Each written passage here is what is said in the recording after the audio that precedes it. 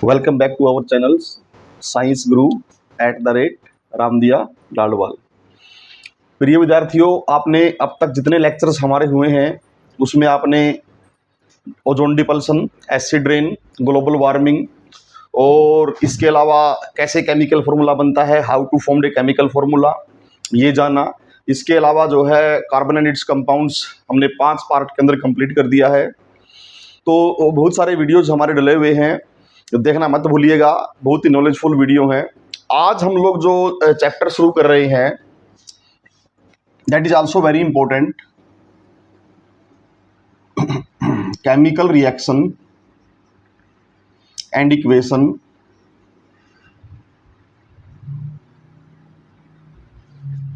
और साथ में इसकी हम कुछ पढ़ेंगे इक्विलिब्रियम के बारे में इसी चैप्टर में। जरूरी है ये भी जानना इसके बारे में, यानी रासायनिक अभिक्रियाएं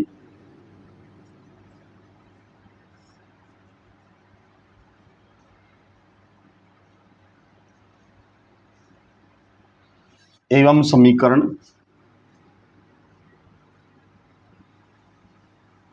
और लास्ट में हम कुछ जानेंगे कि साम्य अवस्था क्या होती है, इसके बारे में।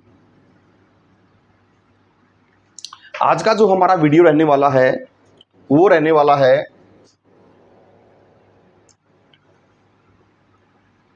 रासायनिक अभिक्रिया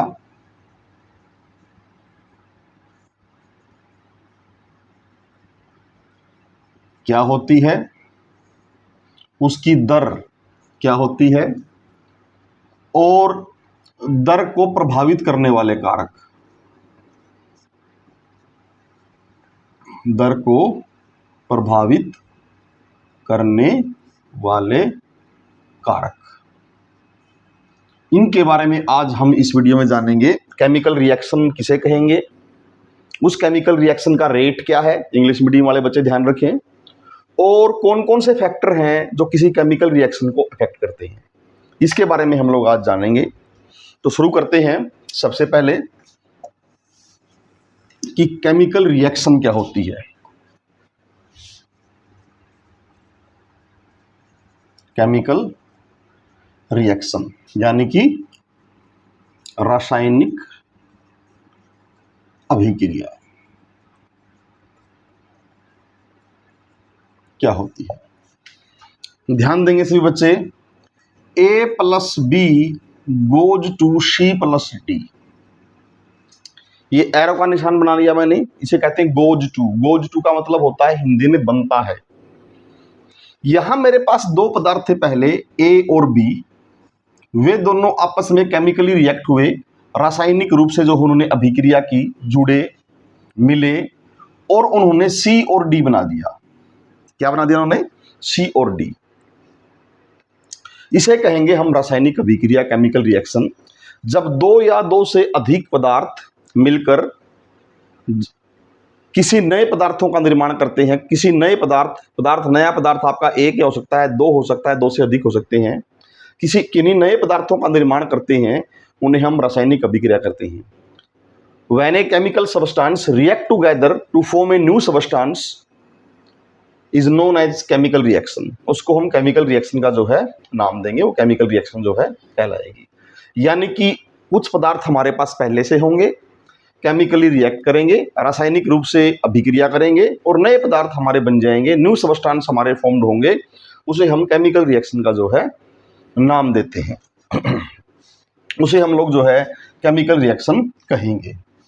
अब जैसे अभी मैंने यहां लिखी थी अभिक्रिया, ऐसे ही मैं एक अभिक्रिया दोबारा लिख देता हूं, A गोज टू B लिख देता हूं, और you can say R goes to P, ये कह लीजिए R गोज टू P, ये ले लीजिए R गोज टू P, आपके लिए जी रहेगा R गोज टू P।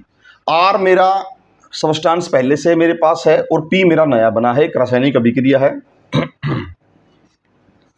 जो पदार्थ मेरे पास पहले से ही हैं उन्हें मैं कहूंगा अभिकारक, अभिकारक यानी कि रिएक्टेंट इंग्लिश में, और जो नए पदार्थ मेरे बनेंगे उन्हें मैं कहूंगा प्रोडक्ट, प्रोडक्ट यानी कि उत्पाद। उत्पाद कहूँगा हिंदी में। जो मेरे पास सबस्टांस ऑलरेडी प्रेजेंट थे वे अभिकारक कहलाएंगे और नए बनने वाले सबस्टांस जो है वो उत्पाद कहलाएंगे। तो जो नए बनने वाले आपके सबस्टांस है उनको हम प्रोडक्ट कहेंगे और जो हमारे पास ऑलरेडी मौजूद थे उनको हम लोग जो है रिएक्टेंट का जो है नाम देंगे। तो आप लोग देखोगे कि किसी अभिक्रिया में जब समय जीरो है यानी अभिक्रिया अभी तक स्टार्ट नहीं हुई है तो क्या पी की कंसंट्रेशन होगी, सांद्रता होगी? नहीं, जीरो होगी। मेरे पास टोटली उस समय क्या है, आर है। और जैसे जैसे समय चलेगा वैसे वैसे मेरा क्या बनेगा, पी बनेगा। तो मैं यहां जो है लिखता हूं रासायनिक अभिक्रिया की दर, रासायनिक अभिक्रिया की दर यानी कि speed, rate of a chemical reaction, chemical reaction क्या होगा वो rate of a chemical reaction? वो ये होगा यहां लिखता हूं पदार्थों की सांद्रता में परिवर्तन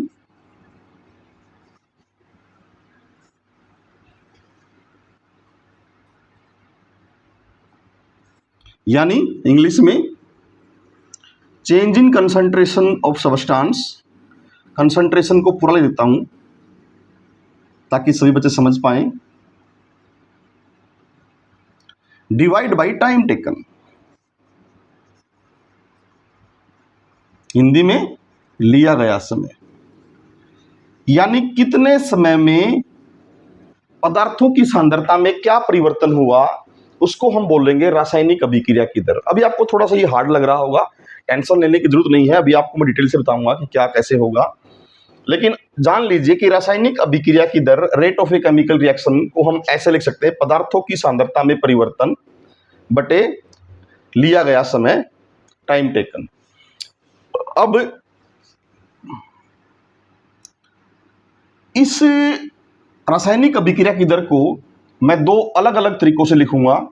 अब यहां से लिख दिया पदार्थों की सांद्रता में परिवर्तन। पदार्थ कौन कौन है? रिएक्टेंट हैं और प्रोडक्ट हैं, अभिकारक हैं और उत्पाद हैं।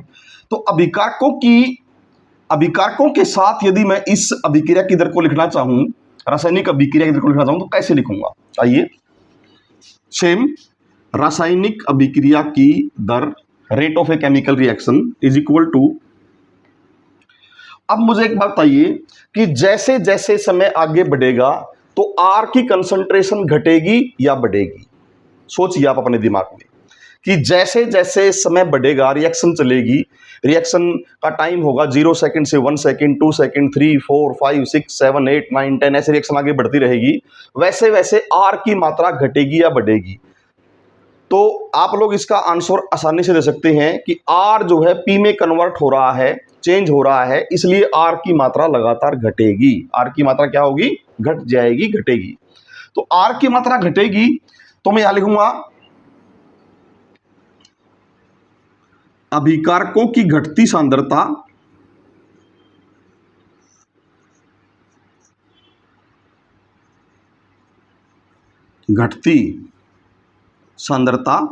इंग्लिश में डिक्रीज इन कंसंट्रेशन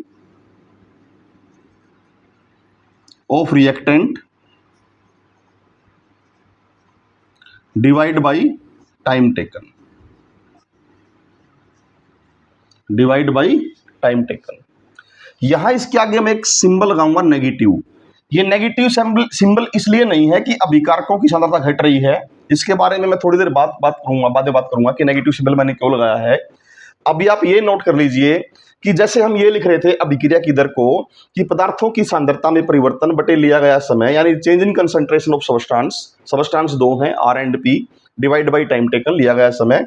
तो अभिकारकों की टर्म में मैं कैसे लिखूंगा रासायनिक अभिक्रिया की दर? वो मैं ऐसे लिखूंगा अभिकारकों की घटती सांद्रता यानी decrease in concentration of reactant, क्योंकि समय के साथ साथ अभिकारकों की सांद्रता घटेगी, बटे टाइम टेकन बटे लिया गया समय। क्लियर? और पदार्थों की टर्म, उत्पादों की टर्म में कैसे लिखूंगा?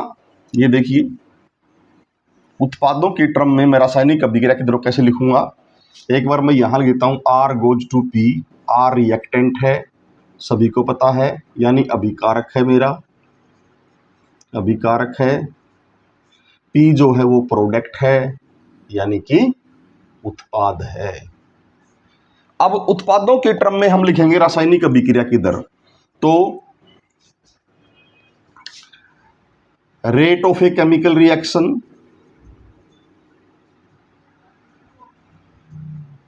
यानी रासायनिक अभिक्रिया की दर बराबर है increase in concentration of product, increase in concentration, CONC लिख दिया मैंने, कंसंट्रेशन पर आप इंग्लिश में लिख सकते हैं, of product divide by time taken. Hindi वाले, उत्पादों की बढ़ती सांद्रता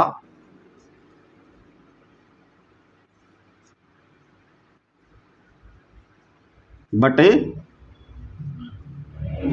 लिया गया समय, उत्पादों की बढ़ती सांद्रता लिया गया समय।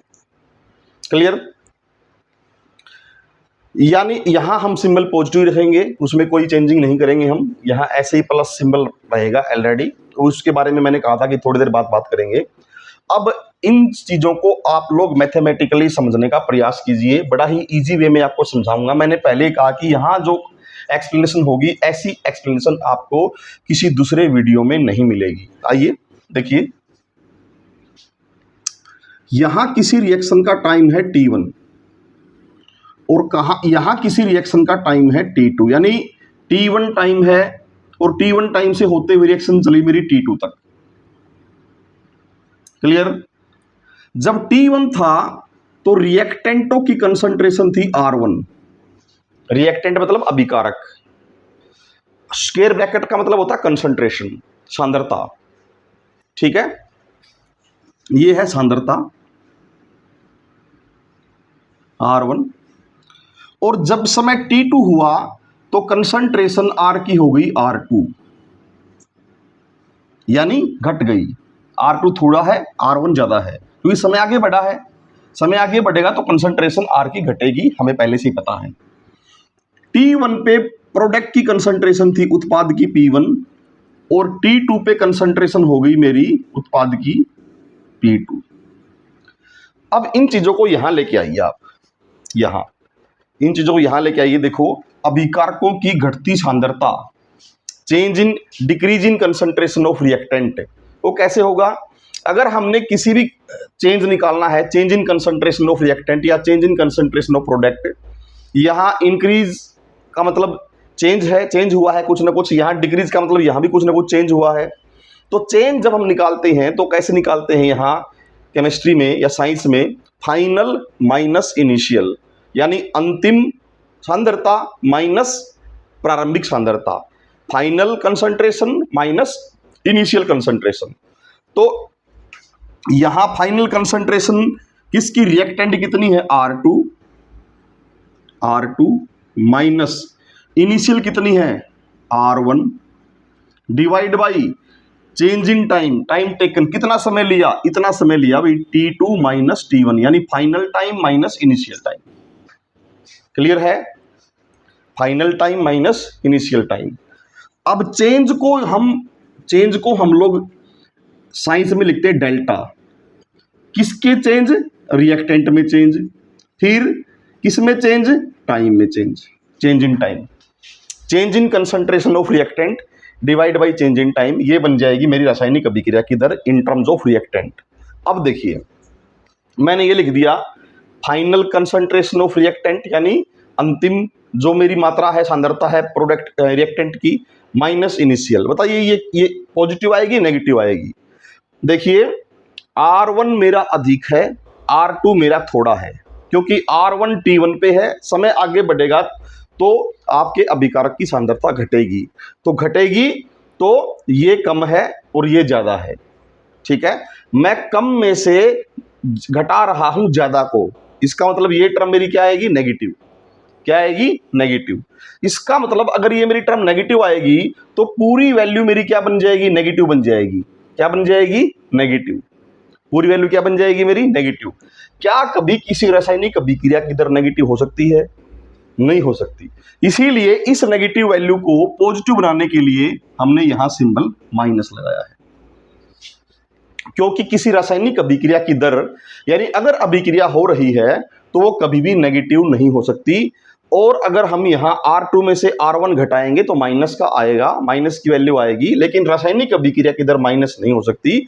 इसलिए इस पूरी वैल्यू को पॉजिटिव करने के लिए हमने यहाँ पर क्या लगा दिया? माइनस सिंबल का जो है इस्तेमाल कर दिया।